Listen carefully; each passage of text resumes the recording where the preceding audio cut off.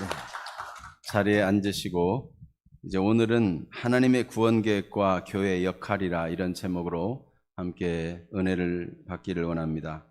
이 요한계시록 7장은 어린 양 예수님께서 하나님의 오른손으로부터 7인봉으로 된 책을 받으시고 그 인봉을 하나씩 둘씩 떼기 시작하다가 6인봉까지 떼시고 7째 인봉을 떼시기 전에 내용이 바로 이 요한계시록 7장의 내용입니다. 하나님께 속한 사람들이 어떤 사람인가, 어떤 보호와 은혜를 입는가 하는 것을 여기 기록하고 있습니다. 하나님의 심판과 경고, 하나님의 주시는 진노 중에도 하나님이 하나님의 백성들을 보호하신다는 사실을 보여주고 있는 것입니다. 그래서 우리는 이 땅에 어떤 환란이 있고 전쟁, 기근, 온갖 문제들, 전염병 이런 것들이 다 있을 때에도 하나님께서 우리와 함께 하시는 복을 누리기를 원하십니다. 실제로 하나님이 세상 끝날까지 우리 주 예수님을 통해서 항상 함께 하겠다고 약속하셨고, 그것은 구약이나 신약이나 말세 지말이나 또 영원한 나라까지 동일합니다. 하나님은 하나님의 백성과 항상 함께 하십니다. 이스라엘 백성들이 애굽에서 나와서 광야길을 갈 때도 하나님은 성막을 만들라고 하셨어요. 하나님이 거기에 함께 계신다, 이걸 늘 기억하며 살도록 하신 것이죠. 여러분, 어떤 상황 속에서도 하나님께서는 하나님의 백성들과 함께 하십니다. 믿는 우리와 함께 하십니다. 그런데 함께 하시는 그 사실을 어떻게 표현하시는가 하면, 하나님의 백성들에게 다 도장을 찍어서 인을 쳐가지고 표시를 해두고 그 인을 친 사람들은 아무도 해하지 못하도록 하셨다는 것입니다. 그래서 세상에서 아무런 환난고 어려움도 당하지 않는 것이 아니라 어린 양 예수 그리스도처럼 환난을 당하고 고난을 당하지만 인을 쳤기 때문에 하나님의 입 맞은 자를 하나님이 보호하시고 지키셔서 끝까지 승리하게 하신다. 그리고 이 입 맞은 하나님의 백성들을 통해서 하나님의 구원 계획을 이루어 가신다 하는 것을 이 말씀이 보여주고 있습니다. 그러므로 우리는 환난 중에서도 하나님의 구원 계획을 이루는 일에 동역자가 되었다, 동참하는 자가 되었다. 얼마나 영광스러운가, 이것을 말씀을 통해서 발견하고 새 힘을 얻게 되기를 축복합니다. 그래서 오늘 말씀을 통해서 하나님의 백성 우리가, 하나님의 백성된 우리가 이 세상에 살아가면서 어떻게 세상을 이기며 살 수가 있겠는가, 또 어떤 소망으로 살아야 될 것인가 하는 것을 발견하는 시간이 되기를 바랍니다. 자, 그래서 첫째로 하나님의 종들에게 인을 치시기 위해서, 도장을 찍기 위해서 하나님께서는 무슨 일을 하시는가, 또 그 인은 왜 치시는가 하는 것이 오늘 요한계시록 7장에 보여지고 있습니다. 우리가 9절에서 17절까지만 읽었지만 앞부분 전체 내용을 우리가 보고 있는 것입니다. 그런데 인을 치기 전에 6장의 내용에 보면 하나님이 주시는 심판이 온 땅 끝까지 미치는 어마어마한 하나님의 진노이고 두려움이기 때문에 세상 왕족들도 장군들도 임금들도 그 진노가 너무 무서워서 산하 바위야 무너져 내려 나를 가리우라, 이렇게 할 만큼 힘든 일이었다는 거예요, 하나님의 심판이. 그래서 6장 마지막 절에는 이 하나님의 진노 앞에 누가 서겠는가라는 질문이 나옵니다. 7장에 하나님의 진노 앞에 설 사람이 있다, 그 사람이 바로 입 맞은 자다 하는 것입니다. 세상에 그 어떤 왕도 장군도 지혜자도 어떤 뛰어난 사람이라도 지식가라도 하나님의 진노 앞에서 피할 길이 없고 살아남을 길이 없고 하나님의 진노를 감당할 사람이 없어요. 버텨낼 재간이 없어요. 그런데 오직 하나님의 입 맞은 자들, 그들은 하나님의 보호를 받고 그 진노 중에도, 그 심판 중에도 견딘다는 것을 보여주는 것입니다. 그래서 하나님께서 인을 치시는 것은 하나님의 백성으로 구별하는 것이고 하나님이 보호하고 돌보신다는 표시로 인을 친다는 것입니다. 자, 이렇게 얘기하니까 이마에 내가 도장이 찍혔나라고 이렇게 손으로 문질러 보는 사람이 혹 있습니까? 네, 그 육신의 이마에 눈에 보이도록 찍는 것이 아닙니다. 네. 자, 오늘 하나님의 입 맞는다고 하는 이 사실은 이 무서운 심판의 경고와 함께 나오는 것인데, 이 심판의 경고는 하나님의 구원 계획을 이루어가는 과정이라는 것입니다. 그래서 예수님께서, 어린 양 예수님께서 그 하나님의 구원 계획이 들어있는 그 두루마리 책 인봉을 하나씩 뗄 때마다 어마어마한 일이 생기죠. 그런데 그 인을 떼고 그 다음에 나팔 재앙이 나타나고 그 다음에 대접 재앙이 나타나고 이렇게 차례대로 쭉 나오는데, 그것은 세상적으로 보면 굉장히 두려운 일이지만 하나님은 그 심판 중에도, 하나님의 경고 중에도 구원을 이루어 가신다는 것입니다. 그래서 우리가 알 것은 이 심판의 경고와 두려움은 사실은 하나님이 구원의 계획을 이루어가는 과정이라는 것입니다. 그 과정 속에서 하나님이 입맞은 사람들을 사용하시고 그들을 통해서 복음이 증언되게 하시고 하나님 나라가 확장되게 하신다는 것입니다. 이게 참 얼마나 감사한 일인지 몰라요. 그래서 인을 쳐서 보호하는 사람들이 있는데 그 사람이 바로 하나님이 선택한 사람들입니다. 이렇게 하기 위해서는 하나님이 6번째 재앙이 무시무시하게 진행되고 있는데 갑자기 명령을 내립니다. 그 심판을 잠깐 중지하라는 것입니다. 그래서 오늘 요한계시록 7장 1절을 한번 같이 읽어볼까요? 우리가 여기 교환에는 없지만 성경 요한계시록 7장 1절 같이 한번 읽어볼까요? 2일 후에 내가 내 천사가 땅 내 모퉁이에 선 것을 보니 땅의 사방의 바람을 붙잡아 바람으로 하여금 땅에나 바다에나 각종 나무에 불지 못하게 하더라. 네, 하나님께서 불지 못하게 했다. 그러면 바람이란 뭔가? 바람은 성경에 하나님의 심판과 그 무서운 파괴력을 나타낼 때 사용하는 도구가 바람이에요. 내 천사를 통해서 땅 내 모퉁이에 선 것을 보는데 땅의 사방 내 모퉁이에 바람을 붙잡아서 바람을 불지 못하게 했다 그랬어요. 요한계시록은 상징이니까 수의 상징, 어떤 물건에 대한 상징, 이런 상징들이 많이 나타나죠. 사라고 하는 수는 수의 의미가 있습니다. 넷이라고 하는 수는 땅의 수예요. 거기다가 사방 전체를 나타내는 수예요. 그러니까 하나님께서 천사를 통해서 땅의 사방을 전체를 다 통제해가지고 그 심판의 파괴적인 바람을 불지 못하게 하셨다는 것입니다. 왜 그렇게 한다고요? 하나님의 인을 맞을 하나님의 종들에게 그 인을 천사들이 다 치기까지 바람을 불지 못하게 한다. 심판을 유보하라는 명령을 내린 것입니다. 그래서 우리는 세상에서 환난을 당하지만 두려워할 것이 없습니다. 세상에 온갖 지진, 전쟁, 난리와 난리의 소문을 들을 때도 두려워할 것이 아니라 주의 말씀을 기억해야 할 것입니다. 하나님께서 하나님의 백성들을 보호하시고 지키시는 거예요. 두 번째로는 하나님의 인침을 받은 자 14만 4천이 나옵니다. 드디어 천사를 통해서 인을 치라 그래서 인을 치고 보니까 14만 4천 명이더라는 거예요. 그러면 이 14만 4천 명은 누군가 하는 것입니다. 자, 그러면 하나님의 보호를 받고 천국에 갈 사람이 14만 4천 명, 전 세계적으로 14만 4천 명밖에 안 된다는 얘기인가? 그런 뜻이 아니에요.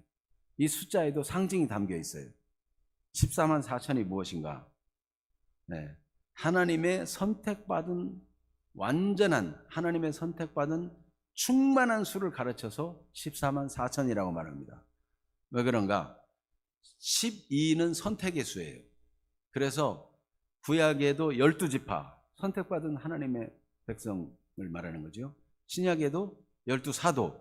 그래서 12 곱하기 12 하면 얼마 돼요? 144. 거기다가 10은 충만한 수예요. 충만한 수 3개, 10 곱하기 10 곱하기 10. 그래서 14만 4천. 곧 그 상징이 말하는 이 14만 4천에 담긴 상징의 의미는 무엇입니까?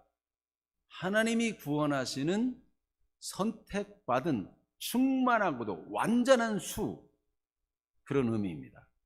그래서 하나님이 선택한 충만하고 완전한 모든 하나님의 선택받은 백성들에게 인을 칠 때까지 바람을 불지 못하게, 하나님의 파괴적인 심판을 불지 못하도록 천사들을 통해서 잠깐 심판을 유보하고 중지하라는 명령을 내렸다는 것입니다.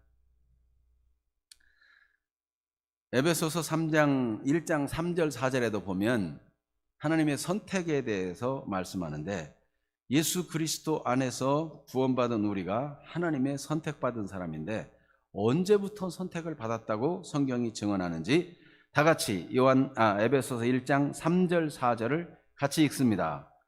찬송하리로다. 하나님 곧 우리 주 예수 그리스도의 아버지께서 그리스도 안에서 하늘에 속한 모든 신령한 복을 우리에게 주시되 곧 창세 전에 그리스도 안에서 우리를 택하사 우리로 사랑 안에서 그 앞에 거룩하고 흠이 없게 하시려고. 아멘. 그리스도 안에서 하늘에 속한 모든 신령한 복으로 복 주시려고 우리를 선택했는데 언제부터 선택했다고요? 창세 전에. 하나님은 세상을 짓기 전부터 계신 분이신데 영원 전부터 우리를 선택하시고 우리를 사랑 안에서 거룩하고 흠이 없게 만드시려고 예수 보혈로 다 씻어주시고 하나님의 선택한 백성으로 예수 보혈로 승리하며 살도록 만들어 주신 것입니다. 그래서 예수 그리스도를 믿는다고 하는 것은 그냥 우리가 믿고 싶어 믿고 그런 정도가 아니라 하나님의 영원한 선택과 계획 안에서 이루어진 일이고, 우리가 그 은혜에 감격해서 이 웬 사랑이며 이 웬 은혜입니까? 반응할 수 있게 된 것이 믿음이에요. 진정으로 하나님의 이 놀라운 사랑과 은혜를 올바로 직면하여 이 하나님의 무궁한 사랑을 올바로 직면하여 받아들이는 사람이라면 구원받을 수밖에 없죠. 사람들은 자기 지식이나 경험을 앞세우기 때문에 하나님이 전능하신 분이며 천지를 창조하신 분인데 인간이 해결할 수 없는 이 죄 문제를 해결하기 위해서 예수 그리스도를 보내어 희생하셨다는 사실, 그리고 죽은 자 가운데 다시 살리셔서 우리의 주와 그리스도가 되게 한 사실을 올바로 받아들이기만 하면 하나님의 생명의 역사가 나타나는데, 사람들이 스스로 지혜롭게 여기며 스스로 자기 경험을 더 으뜸으로 여겨 받아들이지 못하는 것이 안타까운 일이에요. 그러나 이 사실을 믿고 받은 사람은 놀라운 하나님의 은혜가 주어진 사람이요, 하나님이 그런 사람에게 인을 쳐 주신다는 겁니다. 그래서 그 무엇도 해할 수 없게 만들어 주신다는 것입니다. 자, 그러면 무엇을 위해서 이렇게 선택하느냐 하는 것입니다.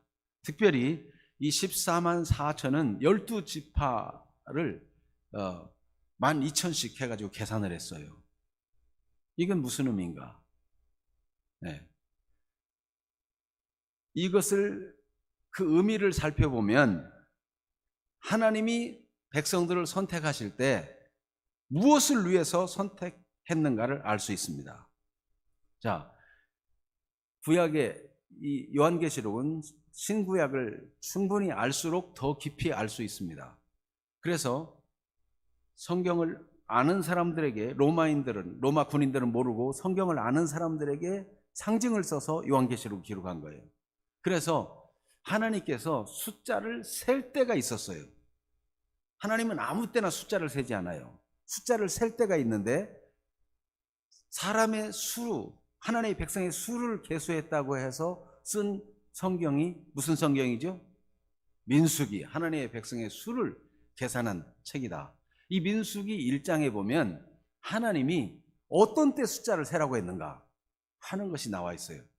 그걸 알면은 하나님이 이 14만 4천 이 수를 이렇게 지파별로 배정한 의미를 알게 돼요.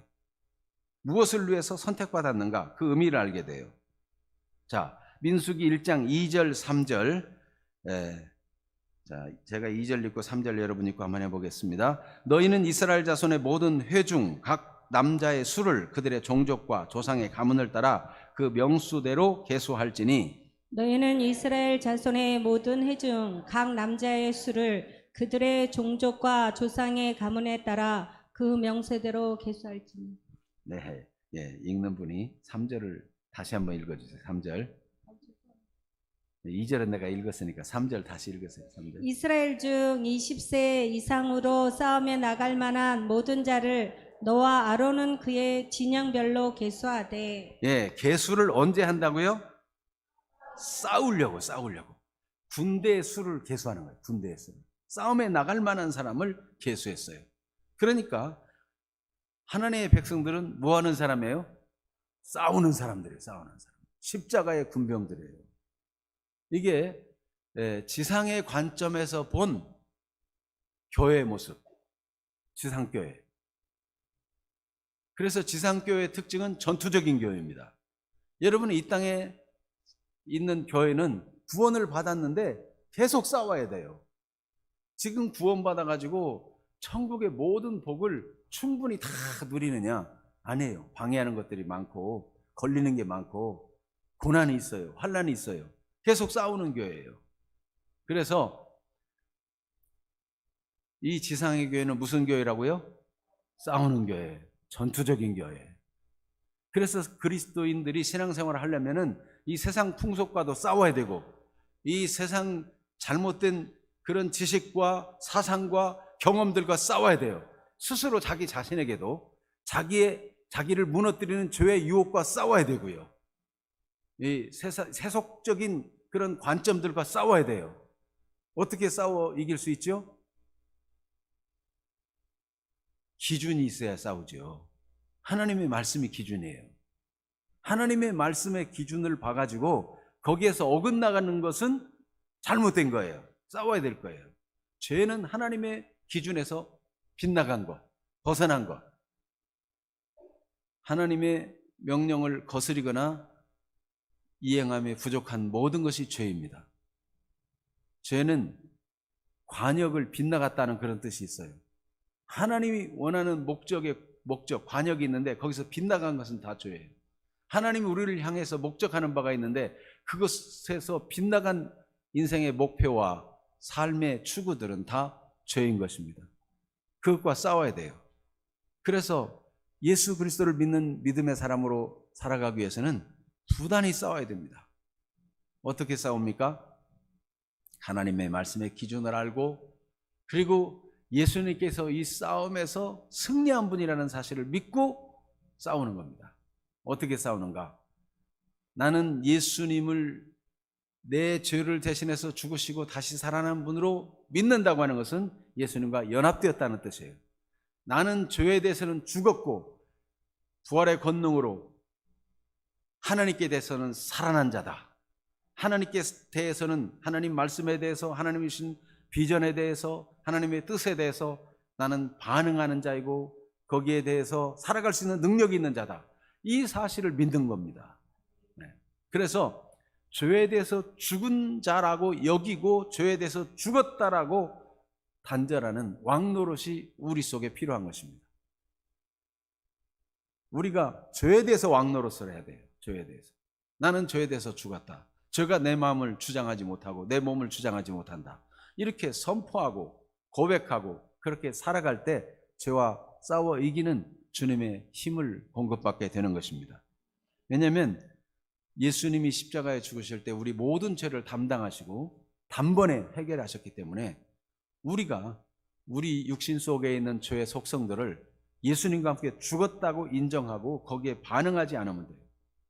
자꾸 우리 육신의 잘못된 습관, 경험들, 지식들이 우리를 충동할 때도 우리는 단호하게 나는 예수와 함께 죽은 자다. 이렇게 고백하고 선포하고 그런 삶을 살아가며 주님의 도움을 구할 때 이기는 삶을 살 수 있는 것입니다. 그래서 예수님께서 누구든지 나를 따라오려거든 어떻게 하라고 해요? 자기를 부인하고 자기 십자가를 지고 나를 따를 것이니라 이렇게 말씀했어요. 그런데 누구든지 제 목숨을 구원하고자 하면, 자기 이익을 구하고 어떤 어려움 속에서 자기 목숨을 일단 살아나고 싶어하고 그렇게 하면 제 목숨을 잃으리라고 말씀했어요. 주와 함께 죽는 것이 주와 함께 사는 길인 것입니다. 예수님의 죽음, 죄에 대해서 죽은 죽음에 십자가에 연합되어야 예수 부활에도 연합되는 것입니다. 죄에 대해서는 연합되지 아니하고 죄의 달콤함은 누리고 싶으면서 또 하나님의 능력으로 살고 싶다, 그게 되지 않아요. 십자가와 연합이 안 되면 부활과 연합이 안 돼요. 먼저는 그리스도와 함께 죽는 일부터 시작돼야 되는 거예요. 예수 그리스도와 함께 죽었다, 이 사실을 믿는 그리스도인들은 날마다 십자가를 지고 주님을 따르는 자인 것입니다. 자, 그래서 히브리서 12장 4절에는 우리가 죄와 싸우되 어느 정도까지 싸우라고 말씀하죠? 피 흘리기까지. 같이 읽어볼까요? 너희가 죄와 싸우되 아직 피 흘리기까지는 대항하지 아니하고. 그런데 피 흘리기까지 대항해야 된다. 네, 죄와 싸우되. 요한복음 16장 33절에는 제자들이 다 나를 버리고 흩어질 것이라고 예수님이 말씀했어요. 그러면서도 그런 중에도 아버지께서 나와 함께 계시느니라고 말씀하신 예수님이 요한복음 16장 33절에서는 세상에서는 너희가 환난을 당하나 담대하라, 내가 세상을 이겼노라고 말씀하셨어요. 당장 예수님의 십자가 앞에서 제자들이 뿔뿔이 흩어지고 도망갈 것이지만 세상을 이기신 예수님의 승리가 마침내 제자들에게도 주어져서 제자들도 예수님과 함께 이기는 자가 될 것을 말씀해 주는 것입니다. 그래서 여러분, 그리스도인은 이 땅에서 모든 환난이나 고난을 면제받는 자가 아니고 수많은 환난이 있어요. 요한계시록에도 보면 그리스도인들, 예수 믿는다는 이유 때문에 박해와 고난이 많았어요. 그러나 그때 담대하라는 것입니다. 예수님이 세상을 이겼고 우리도 이기게 하신다는 거예요. 항상 우리에게 이김을 주시는 분이십니다. 그래서 우리가 예수 믿는 것은 그냥 편안하고 잘 먹고 잘 살기 위해서 예수 믿는 것이 아니라 예수님이 내 죄를 위해 죽으시고 다시 살아난 사실을 믿는 것은 구원의 길이 예수님밖에 없고, 예수님을 믿으면 주님과 함께 영광에 이를 뿐만 아니라 영광에 이르기 전에 고난도 함께 겪어야 된다는 것입니다.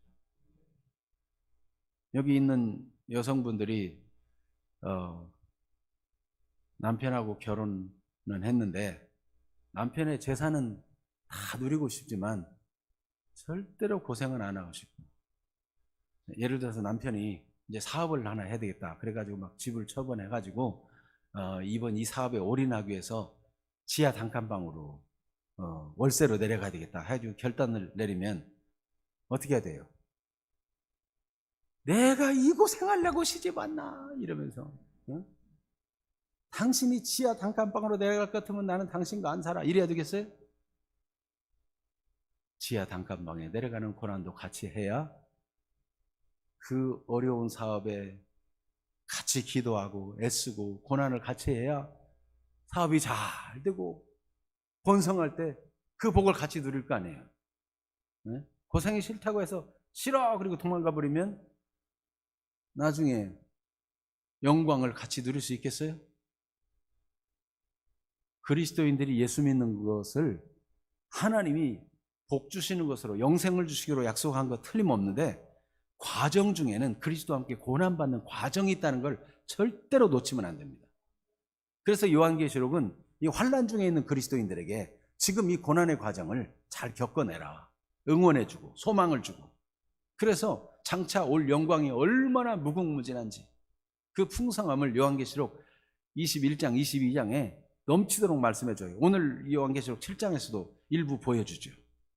그러므로 여러분, 우리가 예수 그리스도를 구주로 믿고 믿음으로 살다가 고난당하는 것을 이상하게 생각하지 말고, 이상한 일 당하는 것처럼 생각하지 말고 마땅한 일인 줄 알고, 그런 중에도 믿음을 지키며 그 어려움들을 주와 함께 말씀과 함께 믿음의 동역자들과 함께 이겨내는 그런 사람들이 되시기를 축복합니다. 이것은 마치 애국자와 같아. 애국자. 우리는 하나님 나라의 백성이잖아요. 애국자들은 나라를 위해 목숨을 걸죠. 도산 안창호 애국지사, 도산 안창호 선생의 일화를 한번 찾아봤어요. 그랬더니 일본 순사가 취조를 하면서 일본 경찰이 당신의 직업이 무엇이오? 이렇게 물어보니까 안창호 선생이 어떻게 대답했대죠? 내 직업은 독립운동가요. 나는 밥을 먹어도 대한 독립을 위해, 잠을 자도 대한 독립을 위해 내 목숨이 없어질 때까지 변함이 없을 것이요. 이렇게 답변했다는 거예요. 그가 대전 감옥에서 3년 반이나 옥고를 치르고 이제 나가게 될 때 또 경찰이 물어봤다는 거예요. 당신이 자유의 몸이 되면 그래도 또 독립운동을 하겠는가? 뭐라고 대답했을 것 같아요? 나는 밥을 먹어도 대한의 독립을 위해, 잠을 자도 대한의 독립을 위해 내 목숨이 붙어 있는 한 독립운동을 할 것이요. 애국지사죠. 애국지사. 여러분, 그리스도인은 그리스도와 함께 하나님 나라의 백성으로서 그 어떤 고난도 겪어내며 하나님 나라를 위해 살겠습니다. 이게 그리스도인이에요. 이 그리스도인이라는 걸 잘 모르면 그냥 예수 믿고 무슨 엄청난 막 복이 들어오고, 그래가지고 수지 맞는 것만 생각하고 복이 들어오는 건 맞는데 너무 빨리 생각하는 거예요. 너무 빨리. 금세에 있어서도 100배나 복을 받는 일인데 있는데 수고는 하지 않고 희생하지 않고 그냥 고기를 껑충 뛰어가지고 복 받는 것만 상상하면은 이게 잘못될 수가 있어요. 그리스도인의 삶이란 예수님을 나의 구주와 주님으로 믿는 것입니다. 구주로 믿는 것은 나의 구원을 위해 믿는 것이고, 주님으로 믿는 것은 나의 삶의 왕으로, 주인으로 믿는 것입니다. 주와 함께 고난도 겪고 주님과 함께 희생도 하고 그렇게 하는 길을 선택하는 것이 바로 그리스도인의 삶인 것입니다. 요한계시록은 그것을 깊이 있게 보여주고 있어요. 그래서 요한계시록을 보면서 이 당시의 성도들이 굉장한 힘을 얻은 거예요. 여러분, 요한계시록을 보면 그리스도인들의 환난과 고난이 많이 나오는데 이것 때문에 실망하는 사람들이 없기를 바랍니다. 아, 그리스도인은 원래 이렇게 사는 거구나.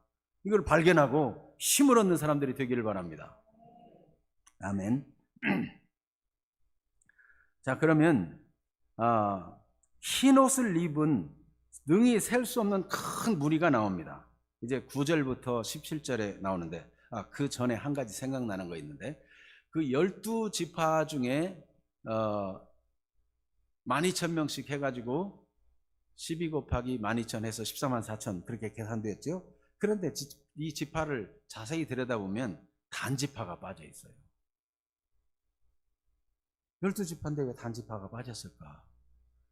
본래 수를 계수할 때 레위지파를 계수하지 않는데 레위지파가 들어가고 단지파가 빠졌어요.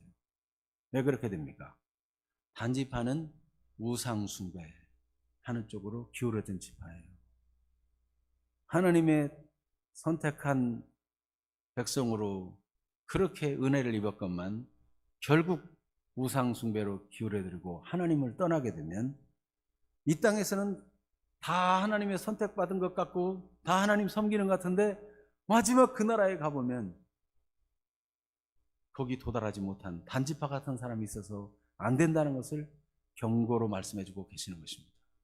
여러분, 변함없이 어떤 경우에도 성경적인 믿음을 유지하며 자기 십자가를 지고 주님을 끝까지 따를 수 있는 믿음의 사람, 하늘의 영광에 이를 수 있는 사람들이 되시기를 축복합니다. 아멘.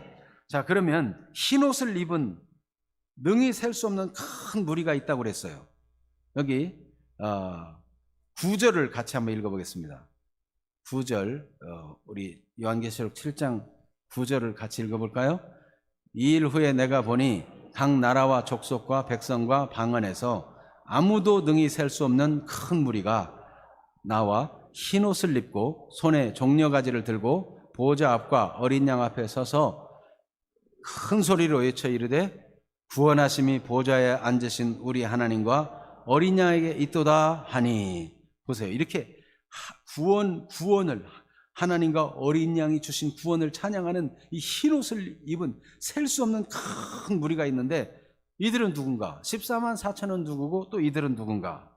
궁금하죠? 네. 이들은 천상의 관점에서, 하늘의 관점에서 본 승리의 교회, 하늘의 관점에서 본 승리한 하나님의 백성들. 그러니까 14만 4천과 능히 셀 수 없는 그 큰 무리는 서로 다른 종류의 사람일까요? 같은 사람일까요? 네? 네, 잘 모르겠죠. 자, 우리가 성경을 한번 보겠습니다. 7장 4절을 봅니다. 7장 4절. 요한계시록 7장 4절. 자, 성경을 찾아서 같이 읽어봅니다. 내가 인침을 받은 자의 수를 들으니, 어떻게 했다고 그랬어요? 들었다고 그랬어요. 들었어. 들었더니 14만 4천이더라 그랬어요. 그런데 자, 이제는 9절을 봅니다. 9절. 2일 후에 내가 보니, 뭐 했어요? 봤어요. 들은 수가 14만 4천인데 이제는 본 사람들이 있는데 세계 각국에서 온 능히 셀 수 없는 큰 무리가 있다라는 것입니다. 그래서 이 사람들은 다른 관점에서 본 같은 사람들이다, 이렇게 해석할 수 있어요.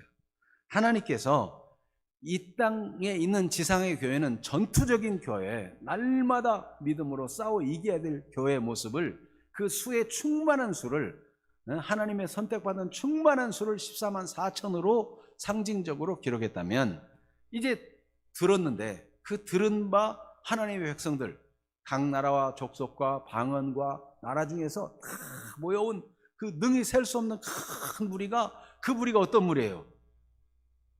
그 무리가 하나님의 어린 양 예수 피로 구원받은 하나님의 사람들이에요. 그래서 흰 옷을 입었어요. 어린 양의 피에 씻어 깨끗함을 받은 사람이에요. 자, 14절도 한번 볼까요? 14절 같이 봅니다.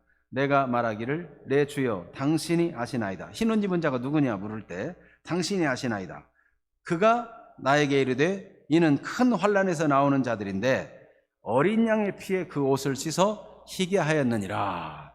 아멘. 어린 양의 피에 그 옷을, 그 행실을 깨끗이 다 씻어받아가지고 죄사함을 받은 사람이 누구예요? 그 사람이 믿는 사람이에요. 그 사람이 그리스도인이에요. 하나님의 어린 양 예수 그리스도의 속죄의 피로 깨끗이 그 행실을, 그 옷을 씻김 받은 사람이 하나님의 선택받은 수예요. 그러니까 각 나라와 족속과 방언 중에 능히 셀 수 없는 그 큰 무리는 누구라고요? 14만 4천과 같은,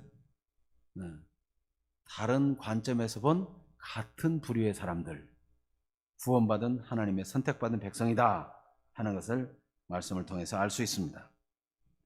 자, 그런데 그러면 이 선택받은 사람들의 특징은 어떤가 하는 것을 오늘 말씀이 보여지는데, 자, 우리 9절을 읽어본 대로 이들은 어떤 사람들이에요? 각 나라와 족속과 백성과 방언에서 세계 땅끝까지 모든 족속 중에서, 모든 민족 중에서 나온 사람들이에요. 어떻게 그런 일이 있죠?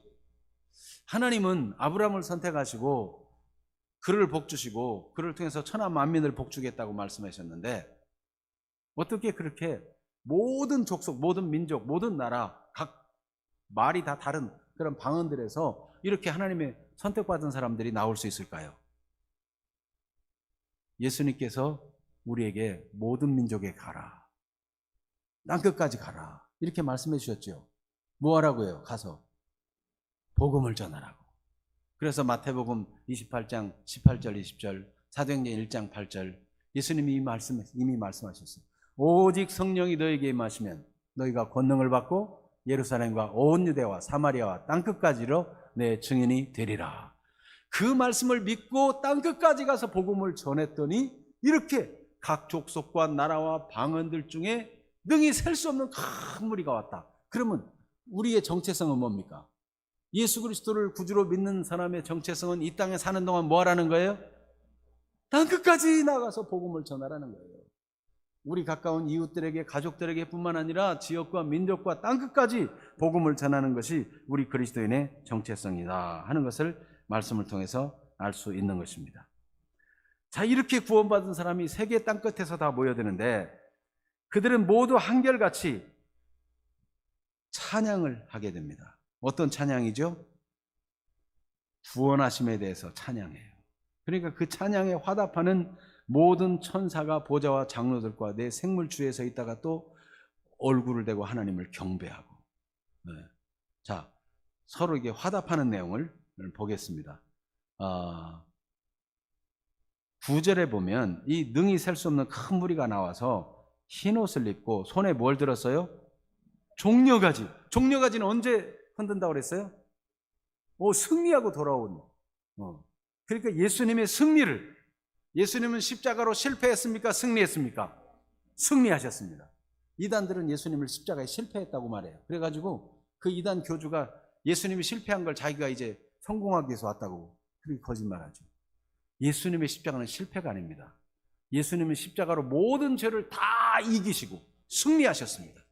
그 모든 죄를 담당하고 단번에 해결하신 예수님을 하나님은 주와 그리스도가 되도록 죽음에서 일으키셨어요. 그래서 여기 찬양하는 무리들이 손에 종려가지를 들고 보좌 앞과 어린 양 앞에 서서, 보좌 앞에 하나님 앞과 어린 양 앞에 서서 큰 소리로 찬양하는 노래 같이 한번 봅니다. 10절 시작. 큰 소리로 외쳐 이르되 구원하심이 보좌에 앉으신 우리 하나님과 어린 양에게 있도다. 아멘. 하나님 아버지께서는 창세전에 우리를 선택하시고 하나님의 어린 양 예수 그리스도는 하나님의 선택을 따라 우리를 구원하러 오셔서 구원을 시행하시고 계획을 이루셔서 우리를 구원하신 것입니다. 자기 희생으로. 얼마나 감사해요.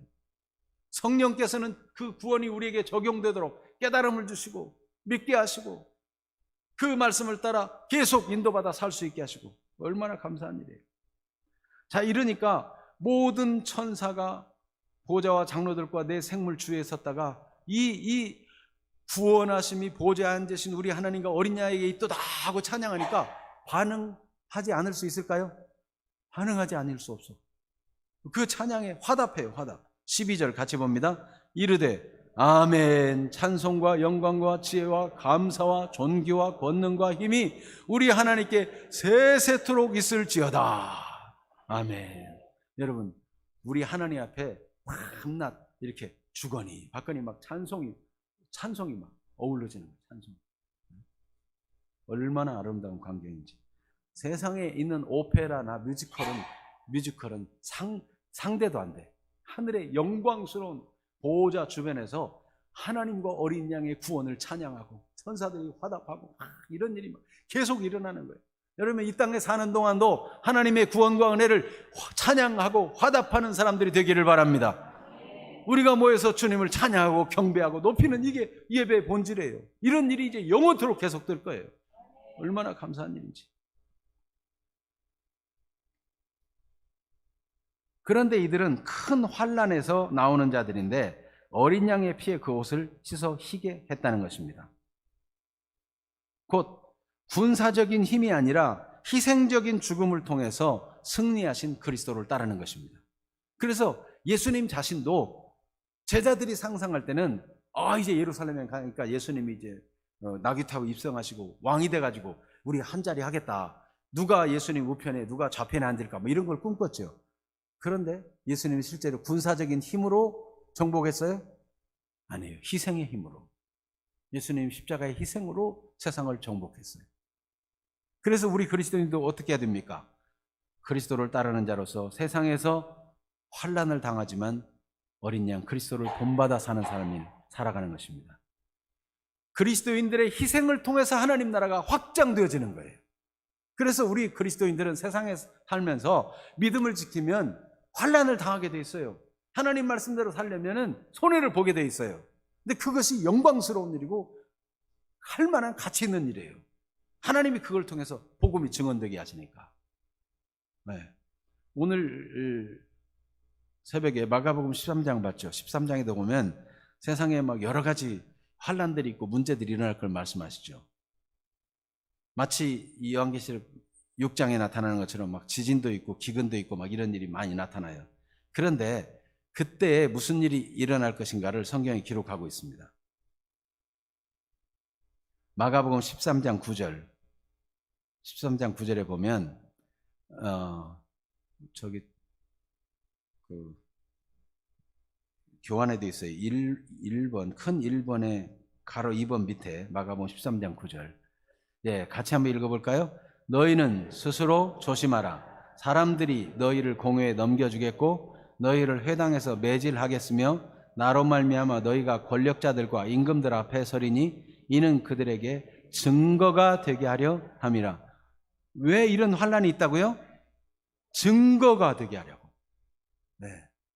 바울 사도는 이방인과 임금들 앞에 서야 되겠다라는 하나님의 선택받은 자로서 그런 예언을 받았어요. 그런데 그는 정말 임금들과 이방인들 앞에 서서 복음을 증언했어요. 죄수로 잡혀가지고 복음 전하는 이유 때문에 죄수로 잡혔는데 그거를 변명하듯이 자기 변호를 하듯이 얘기하는데 예수 그리스도를 증언한 거예요. 우리 그리스도인들이 바로 그렇다는 것입니다. 여러분 이 땅에서 예수 믿는 것 때문에 환난을 겪을 것이지만 그때가 복음 증거의 기회다 하는 거예요.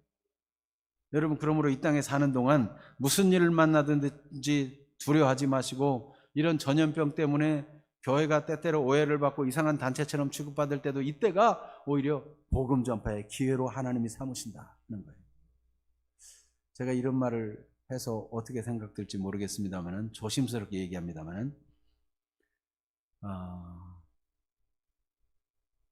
우리 매스컴에서도 사랑제일교회 정광호 목사님 교회를 주목해서 자꾸 얘기했어요.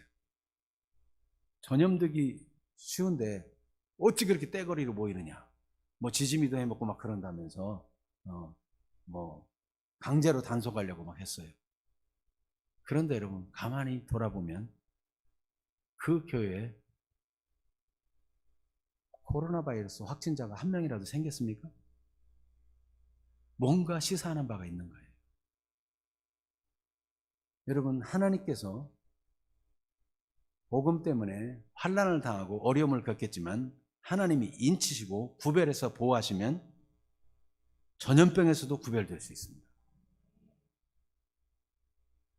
구약에 이미 그런 증거들을 보였어요. 이스라엘 백성들이 사는 고센 땅에는 재앙들이 임하지 않았어요. 흑암의 재앙도 임하지 않았어요. 주님의 말씀을 따라 문설주와 문인방에 피를 바른 그들에게는 죽음이 다 지나가고 말았어요. 저는 어떤 목사님에게 그런 얘기를 들었어요. 그분은 믿음으로 아마 얘기한 것 같아요. 우리 교회 확진자 하나 한번 들어봤으면 좋겠다. 그런 얘기를 하더라고요. 내 얘기가 아니고 그 목사님이.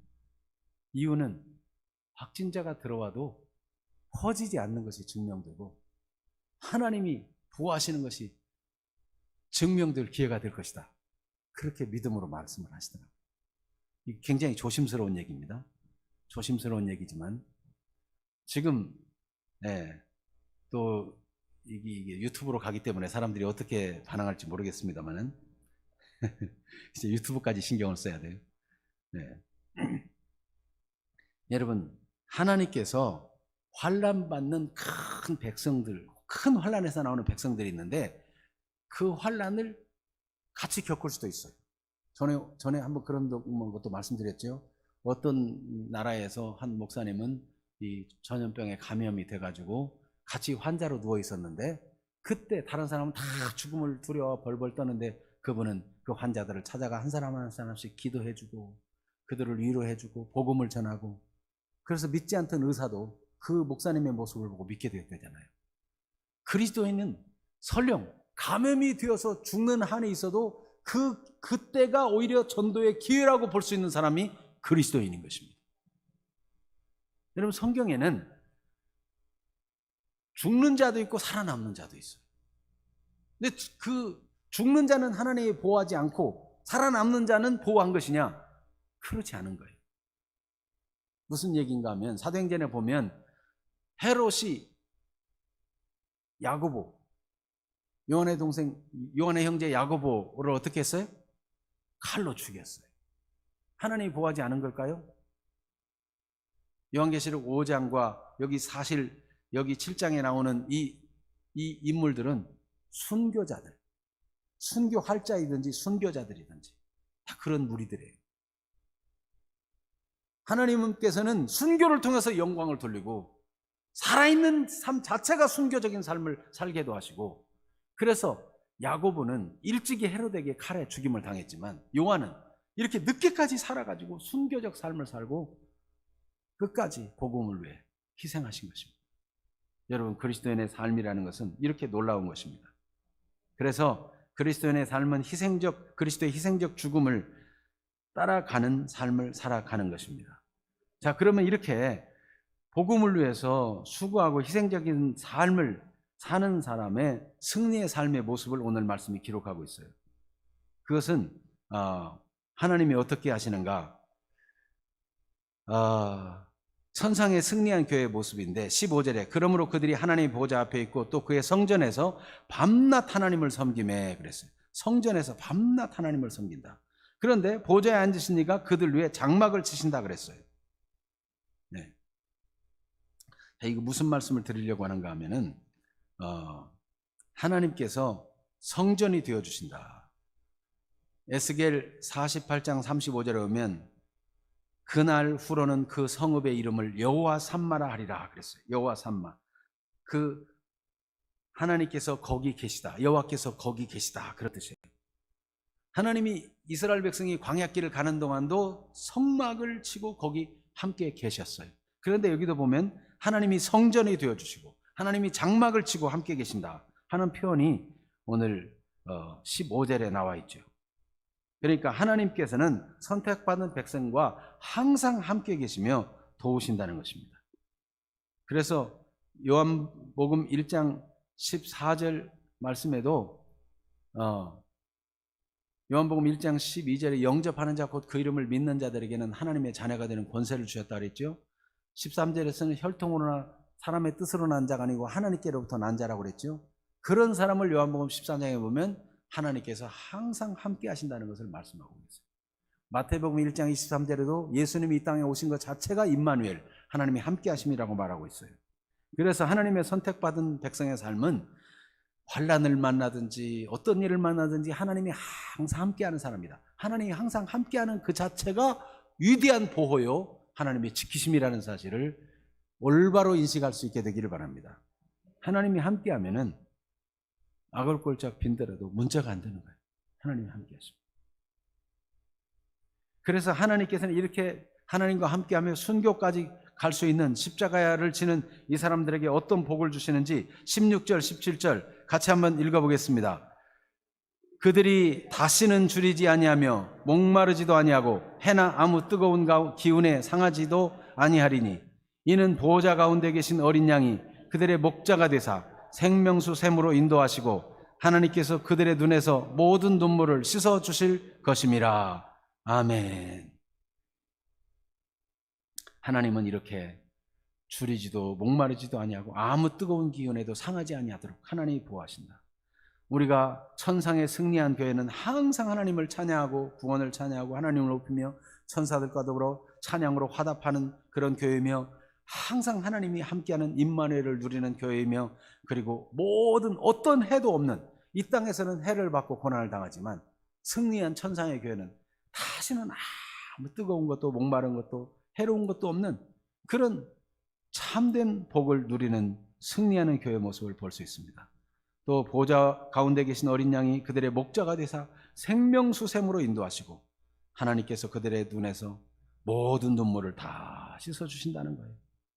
영원한 만족과 위로가 주어지는 것입니다. 그래서 여러분, 우리는 이 땅에 사는 동안 하나님의 자녀다. 이 정체성이 얼마나 귀한가. 땅끝까지 복음을 전하며 환난을 당할 것이지만 함께해서 승리하고 영원히 안전하고 완전한 처소로 우리를 인도하실 것이고 승리한 교회로 삼을 것입니다. 그래서 우리는 이 땅에 사는 동안 하나님과 동업자다, 동역자다라는 사실을 잊지 말아야 될 것입니다. 우리를 통해서 땅끝의 모든 무리를 모으기를 원하세요. 어떤 분이 한 목수를 찾아갔습니다. 보니까 아주 목수가 이것저것 만들어놨는데 정말 예술작품이에요. 대단해요. 이 나무에 공이가 있으면 그 공이를 잘 활용해 가지고 아주 멋진 작품을 만들어요. 어떻게 보면 좋은 나무를 가지고 반듯하게 만든 것보다도 그 공이 때문에 그걸 잘 살려서 다듬어 만든 그게 더 비싼 값에 팔리고 명품이 되는 거죠. 목수의 공방에 들어간 이 사람이 물어봤습니다. 여기 일하는 분은 몇 분입니까? 그랬더니 둘입니다. 그래서 한 분밖에 안 보이는데 또 한 분은 어디 계십니까? 그랬더니 이 목수가 이렇게 대답했다 그래요. 하나님은 나무를 만드시고 나는 가구를 만듭니다.